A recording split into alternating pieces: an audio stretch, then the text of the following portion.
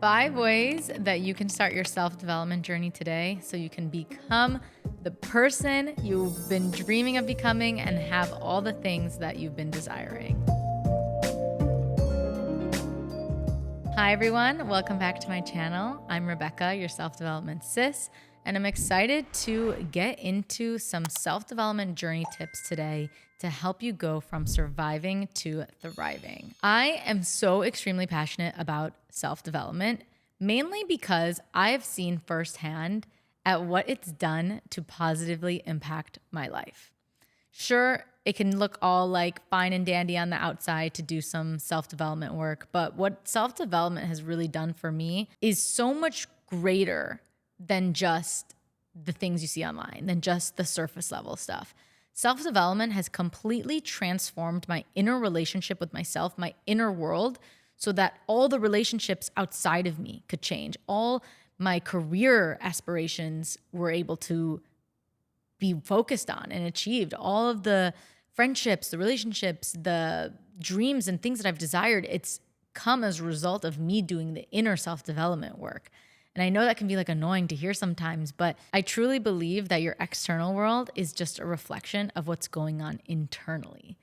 And the more you do this self-development work, the more that you focus on yourself, you take care of yourself, you work on your mindset, you become that person that you know that you're destined to become, and you work on it every single day, you are going to have a whole new confidence within yourself. You're going to feel like you can handle and take on anything. And that's the best feeling in the entire world.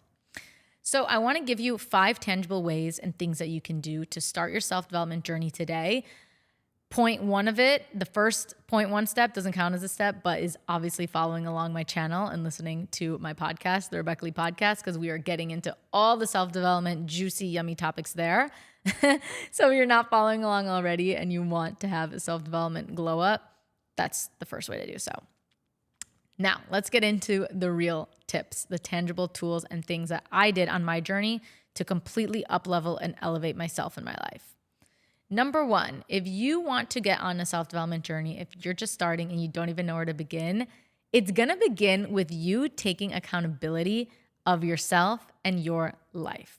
Self-development starts with you letting go of being the victim and instead becoming the victor of your life.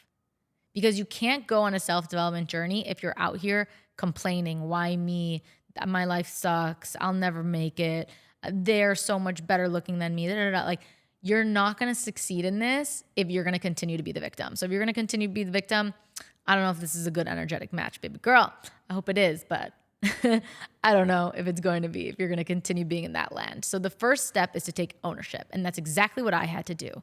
I had to take inventory of my life. I had to take inventory of myself.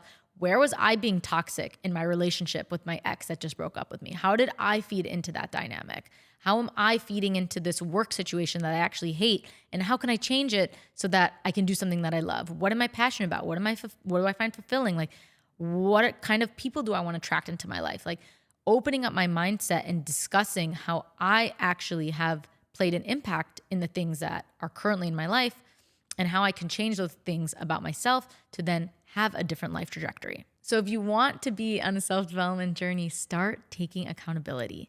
Start saying to yourself, I am the victor of my life, not the victim.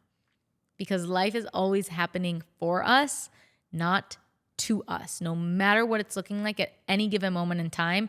And the quicker you adopt that mindset, the quicker you're going to see success on your self-development journey. So it really starts with taking accountability and taking ownership of both the good and the bad. And that's point blank, number 1, first step. Number 2, step 2, if you want to join this journey, is that you need to learn how to feed your mind with positive inputs. And what do I mean by that? A lot of self-development is just learning more, doing the work, feeding your mind with that positivity, focusing on the inputs, because like I said, our external world is a reflection of our internal world. So the more we feed our mind and we give better inputs, the better outputs we're going to get from it. So start reading the books. I know that sometimes it's not always the easiest thing to do, but 5-10 minutes a day, even one day on the weekend, if you don't even have time, start reading the self-help books. I have a whole video on my page that gives all my book recommendations, my self-help recommendations. But reading the books, the audiobooks, the podcasts, like listening to these YouTube videos, YouTube channels of people who inspire you, people who motivate you to do better. Because here's the thing, a lot of the time in our self-development journey, we are surrounded by people who might not be on the same journey as us, and that can really cloud our judgment and our mindset. So in order to balance that out, you have to be adding in inputs of people that uplift you and motivate you and inspire you. And that can be people you don't know personally. That can be people like me. It can be people that you listen to on podcasts. It can be authors. It can be books. All of those things are inputs. And so you become the sum of the 5 people that you spend the most time with. Can you make one of those people somebody that uplifts you and inspires you online, that gives you good content, that tells you, different self-development things on books and audiobooks and podcasts? Like, that should be one of your main priorities. And that was the first thing I did. When I knew that I wanted to better myself, I was like, I got to learn. Who are the people that are bettering themselves and who have been there? And what can I learn from them? What can they teach me? I've been going to seminars, events, books, podcasts. I've been doing all the things. So start feeding up your cup and filling yourself with inputs of positive self-development tools, tips, and information. Number 3, step 3, you want to be on a self-development journey? Then baby girl, you got to do some inner work. You got to look internally and start facing those inner things that we might not want to face, the inner wounds and the inner traumas that I guess we might have gone through, even if it's, not the big traumas, even the small things that might have happened to us when we were younger, and in how we got treated in previous relationships and all the different things that have happened to us. That stays with us into adulthood. And unless we go inwards and we take a look at it and we shed light onto it and we fix it, we ask ourselves, do we want to continue living by this belief, by these thoughts? And if the answer is no, how can we start to transmute it and transform it into something positive? That's only going to come from us looking within and doing that internal work.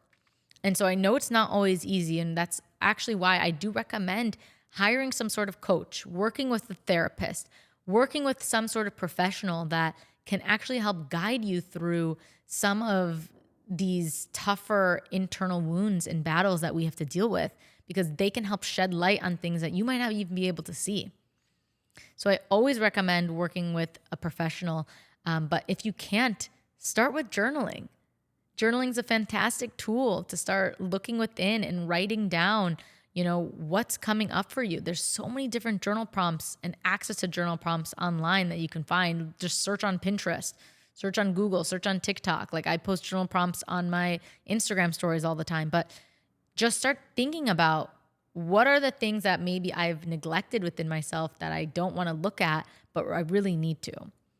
So for example, like I mentioned earlier, I had to look within and ask myself, what behaviors did contribute to the relationship that I was in ending? This was about 4 years ago, and I got broken up with, and I was so heartbroken. And it was like, how was I actually the toxic one? How was I the problem? How can I fix that? Because it's so easy to place everything externally outside of us, say, oh, it's just their problem, and project everything.